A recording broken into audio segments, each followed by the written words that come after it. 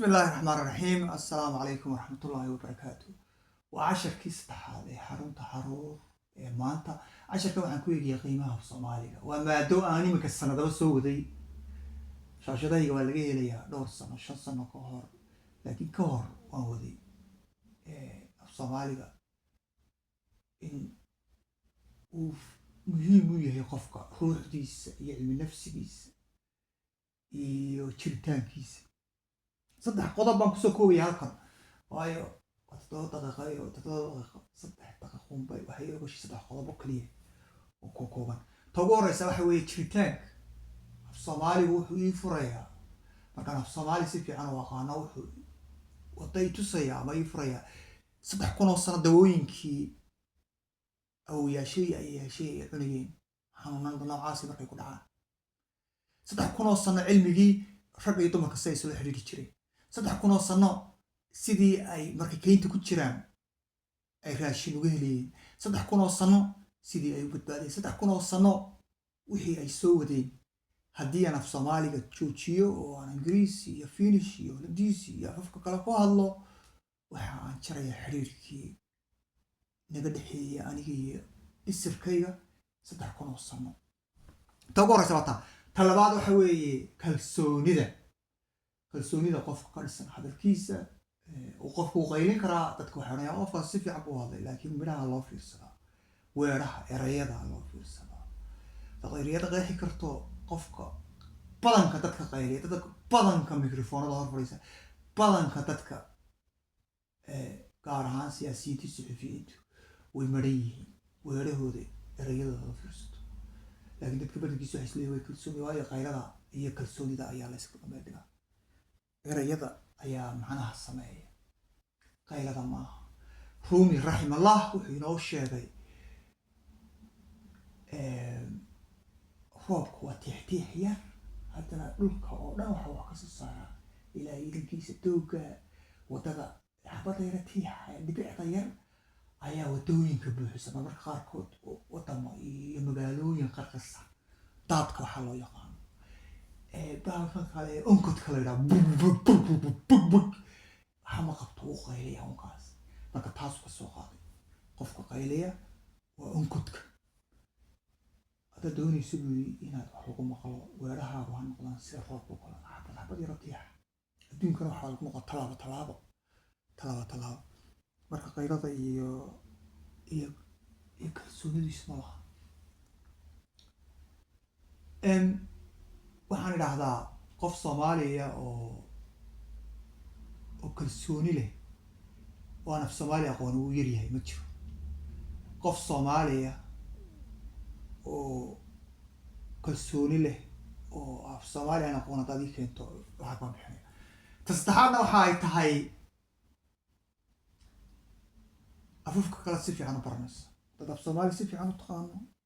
Finnish si fiican u baranaysa Ingiriisi si fiican u baranaysa Ruush si fiican u baranaysa waxaan ku ogaaday marka Ruushka dhex degay tuulo yar baan degay aan afkooda aqoonin iyaguna afkooda aan aqoonin waxaan ku bartay Afruushka isku dabaray 3 wiil gudahood 3 saacadood mise saacad gudaheed baan ku bartay alfaabeetkooda uu ka duwan yahay khadka aan ka bartay af Koreaanka alfaabeetkooda waxaan ku bartay mise saacad 2016 anigoo gurigeyga fadhiya maalin bilaa aan shaqo aan ka fasaxahaa mise shaqadaan ka imi yani qofku wuxuu doonayo isbari karaa waxa laakiin waa in wada hor ku furnaato waa in af Soomaaliga si fiican u taqaano Japanese-ka weli ma haya alfaabeetkooda laakiin inta yare isku dabari kara Watashi Ahmed bahashadaas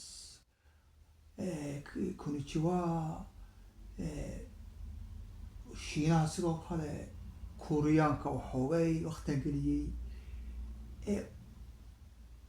waxaasna waxa ku fududeynaya afka Soomaaliga taqaan waayo afka Soomaaliga waa afkaaga hooyada afkaaga hooyo iyo cilmi nafsigaaga iyo fikirkaaga iyo maskaxdaada way isku xiran yihiin taan isleeyahay ugu sheegtay ta kale soomaaligu wuxuu iga caawiyay dadka kala dhex geli karo oo aan isku kalsoon fasal baan keligii ka ahaa ingiriiska inta kale ingiriis baan keligii baan ka ahaa ajaan ruush baan la deganaa estoniyan baan la deganaa keligii aan dhex geli jiray aan marnaba ku tiiqadoon aan intaasoo bilood la deganaa holodiiska waan dhex geli jiray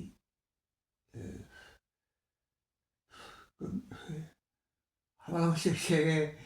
waan haddana maan ka tiiqadoon jiray marka waxaasoo dhan waxa aan isugu soo koobaya af soomaaligu iyo caawiyey af soomaaligu iga caawiyey sanadka u dhexgeli karo sanadka waayo waxaan ogahay halkan kasoo jeedo waxaan ogahay inaan af kala leeyahay waxaan ogahay afkaygu iyo afkoodu inuu isku mid yahay ee kan la haysiiyo been loo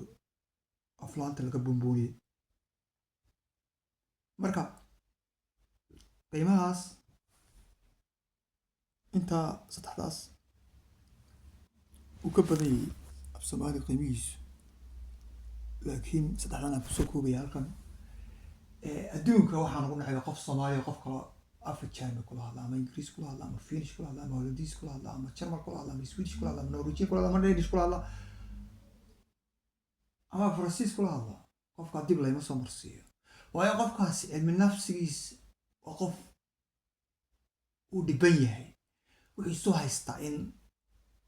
afafka kale ay ka sarreeyaan hadduu afafka kale ku hadlo inuu uu noqonayo boqor isla cid wey waan kasii gudbaa marka af soomaaliga qofkii af soomaaliga ku hadla ayaan anagu heshiisnahay qofkii aan af soomaaliga ku hadalaa albaabka kama furo